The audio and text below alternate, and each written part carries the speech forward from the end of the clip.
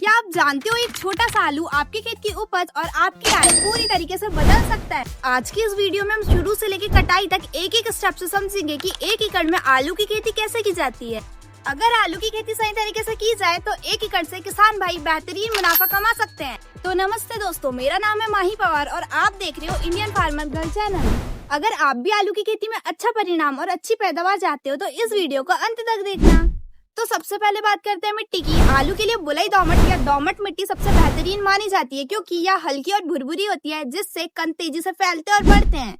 ऐसी मिट्टी में पानी रुकता नहीं है जिससे सड़न और फंगल डिसीज का खतरा कम हो जाता है। आलू के लिए 5.5 से 6.5 तक का पीएच होना चाहिए क्योंकि पीएच 7 से ऊपर होने पर स्कैब डिसीज का खतरा बढ़ जाता है जिससे आलू की ऊपरी परत खराब दिखने लगती है। जलवायु की बात करें तो आलू मुख्य रूप से ठंड वाली फसल है। इसके लिए 15 डिग्री से 25 डिग्री तापमान अनुकूल माना जाता है।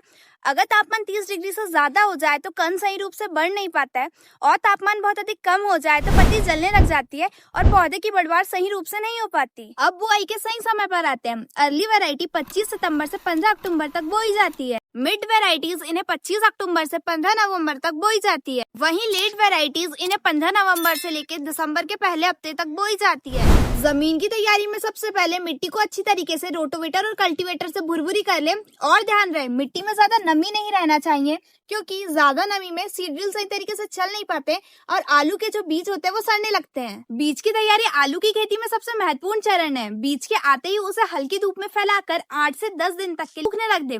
इससे स्पॉटिंग यानी अंकुरण निकलने लग जाते हैं और बुआई के बाद पौधे तेजी से ग्रो करते हैं। सीड ट्रीटमेंट के लिए हमने पेंफ्लूफिन 240 FS टेक्निकल वाले फंगिसाइड का उपयोग किया है। 1000 kg आलू में 100 ml लगता है और इसे पानी में मिलाकर आलू में छिड़क दे। पर याद रहे स्पॉटिंग 2 mm के पास होनी चाहिए, नहीं तो स्पॉटिंग सड़ सकती है। जैविक विकल्प के रूप में ट्राइकोडर्मा विरिडे 4 ग्राम प्रति किलो बीज के रूप में उपयोग करना सुरक्षित और प्रभावी होता है। बीज का आकार 30 से 45 mm हो तो उसे बीज से काटने की जरूरत नहीं होती है, जबकि 45 mm से बड़ा हो तो उसे बीज से काटा जा सकता है। लेकिन काटने के बाद दोनों हिस्से में आंखें होना चाहिए और 1000 से 1200 बीज के ऊपर आधा किलो मैनकोजेब का छिड़काव जरूर से करें ताकि सड़न व फफूंद से बचा जा सके।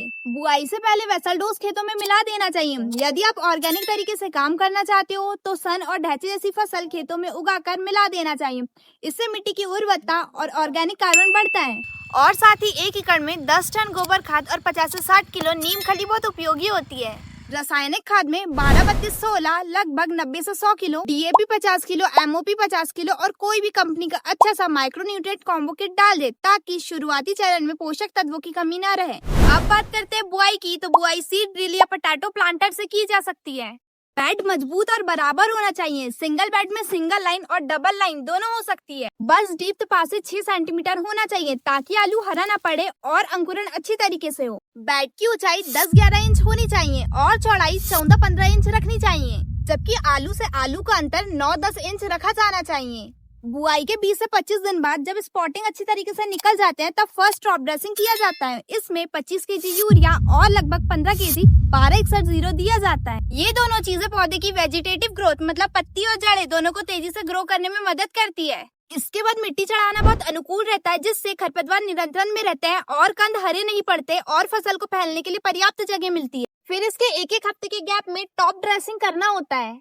उसके अगले 7 दिन बाद मतलब 27 से 28 दिन में 15 kg 1261 प्लस कैल्शियम नाइट्रेट देना है। इससे कैल्शियम और नाइट्रोजन दोनों मिलता है जो प्लांट्स की बढ़वार को तेज करता है और आलू की शाइन को मजबूत बनाता है। फिर अगले 7-7 दिन के गैप में 25 kg urea 20 kg magnesium sulphate देना है। 35 से 42 दिन के बीच में मैग्नीशियम क्लोरोफिल बनाने में जरूरी एलिमेंट्स है। इससे पत्ती हरी भरी रहती है, प्लांट्स की स्ट्रेंथ बढ़िया रहती है और ट्यूबर फिलिंग फास्ट होती है। इसके बाद 7-7 दिन के गैप में मतलब 55 से 65 दिन में 2 बार 13-0-45 पोटेशियम नाइट्रेट देना है जो आलू में साइज, साइन, वेट, क्वालिटी सब कुछ एक साथ इम्प्रूव करता है। अब जब फसल लास्ट स्टेज में होती है यानी 65 से 75 दिन में तो 0-0-50 यानी सल्फेट ऑफ पोटास देना होता है। इस स्टेज में पोटास से ट्यूबर में भराव तेजी से होता है और साइज पूरा बनता है, वेट जल्दी बढ़ता है। साथ ही 35 से 50 दिन के बीच में 2 से 3 बार माइक्रोन्यूट्रिएंट्स और बोरोन का स्प्रे लेना है। माइक्रोन्यूट्रिएंट्स को मिक्स करके यूज करें जिससे प्लांट्स को सारे पोषक तत्व मिल जाते हैं और बोरोन से ट्यूबर का साइज परफेक्ट बनता है। अब आते हैं स्प्रे और रोग प्रबंधन पे। बुआई के 4 से 5 दिन बाद खरपतवार के लिए प्री इमर्जेंट हर्बिसाइड ले जिसमें ऑक्सीफ्लोरोपिन टेक्निकल होना चाहिए। उसके बाद स्प्रे शेड्यूल कुछ इस प्रकार रहेगा। हर बार इंसेक्टिसाइड और फंगिसाइड का स्प्रे लेना है और 20 से 22 दिन में एंट्राकॉल और पैगासिस और 35 से 40 दिन में थाइमोटॉक्सिम और सेंटरनिलीफोल, 50 से 55 दिन में इमिडाक्लोरिफाइड और मैनकोजेब, 75 दिन के आसपास एक बार फंगिसाइड और इंसेक्टिसाइड। ये शेड्यूल एफिड्स, व्हाइट फ्लाइज और ब्लाइट को कंट्रोल में रखता है। और जब पत्तियां पीली पड़ने लग जाए, क्रॉप लास्ट स्टेज में हो, तो सिंचाई बंद कर देना चाहिए क्योंकि ज्यादा पानी से ट्यूबर पर खराब असर होता है। बस इतना टाइम टू टाइम फॉलो करने से आलू की फसल 90 से 95 दिन में हार्वेस्टिंग के लिए तैयार हो जाती है। और अगर आप ये पूरा शेड्यूल सही तरह से इम्प्लीमेंट करते हो तो आसानी से 10-12 गुना यील्ड ले सकते हो।